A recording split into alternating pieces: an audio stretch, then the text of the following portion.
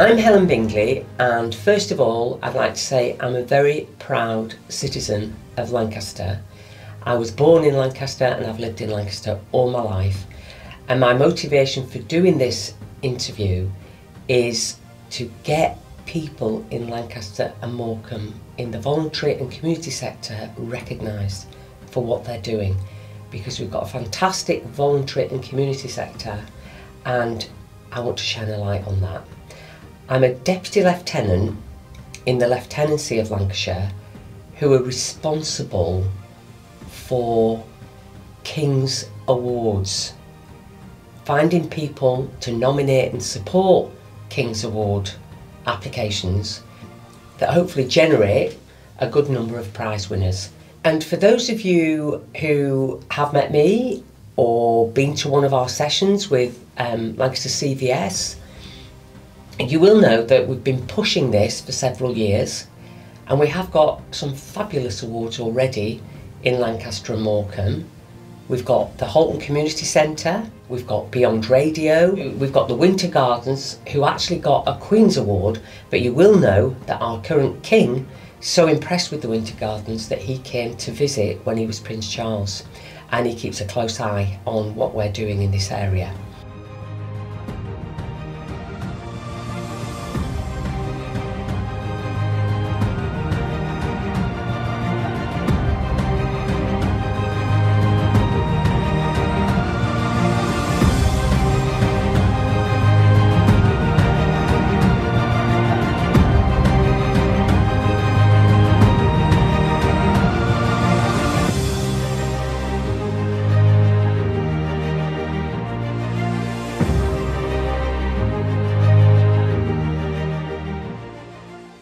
The King's Award for Voluntary Service is an MBE equivalent for voluntary work.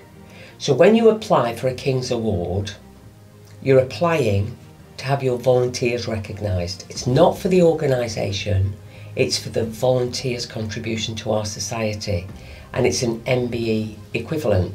The organisation does get benefit from a King's Award. For example, there's a lovely logo that you can use on all your stationery, your website, everything forever. Once you've got the award, it is forever. You also get a lovely big glass trophy. You also get to display in your place, your organisation's office or whatever, a beautiful, rather large certificate signed personally by the King, and two of you get to go to a Buckingham Palace garden party. My charity that I run, we're a recipient of what was a Queen's Award before the late Queen passed away, and I can tell you overnight your income goes up and people are very much more interested in coming to work with you as trustees or volunteers. Our charity, our grant applications suddenly started to get accepted and funded because we have the Queen's Award.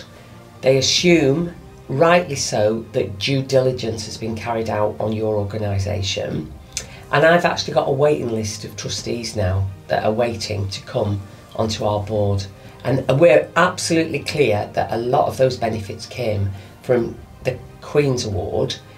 That said, they're secondary benefits. The main benefit is to recognise the volunteers. So my question to you is, do you know any group in Lancaster and Morecambe who are worthy of recognition? And I believe we probably all do know more than one. Are you sufficiently impressed with a particular group that you would be prepared to complete a nomination? It's not onerous, it's an online application, you're limited to the word count, so you're not expected to write reams and reams. And if you do know a group, I just would encourage you to put them forward. The only other thing that you need to do is find two people that will support your application with a short letter. And in your nomination and your support letters, the important thing is you do describe how wonderful this group is, of course. but you also need to include the impact that they're having on the people of Lancaster and Morecambe. So what do they do? Really important, what's the impact of that? And 2 supporting letters that support what you're saying. And I think if you're listening to this, then you're interested, so please find at least one group that deserves recognition and nominate them to get that recognition and shine a light. Because we know these people don't often get paid, not thanked, they just get on with it and do things because they want to contribute back to our community. And our King would like to shine a light on them by recognising their efforts too. So if you're really interested in nominating a group, but you're just not quite sure or feel a bit uncertain about doing it on your own, or you want a little bit of support or a little bit of help, get in touch with CVS in Lancaster, and they've got all my contact details, and I personally am here to support and help you in any nomination that you want to put forward. So what happens when you nominate? That nomination goes through to the Cabinet Office. The Cabinet Office then filter and make sure that all applications and nominations are eligible. If you're eligible, then that information comes to a panel of assessors in Lancashire. And that panel of assessors are made up of different people, chaired by a deputy lieutenant from the lieutenancy.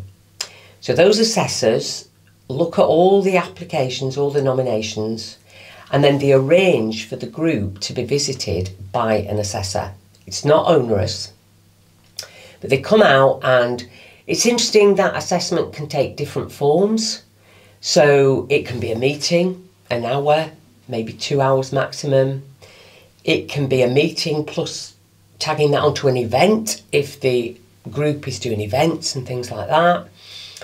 And there's a set form that asks questions of that group, and you'll be reassured that that happens, because we have to make sure that this award is very prestigious, and we need to make sure this group is doing all the right things to warrant such an award. So for example, the assessment process wants to see the finances of the organisation and how are they managed, and how do decisions get made around spending those finances. We want to know how many volunteers there are. How do you train your volunteers? How do you look after your volunteers? Do you pay them expenses? Do you make sure they're not doing too much? Do you recognise them in any way you can when they are doing work? So we check out things like that as assessors.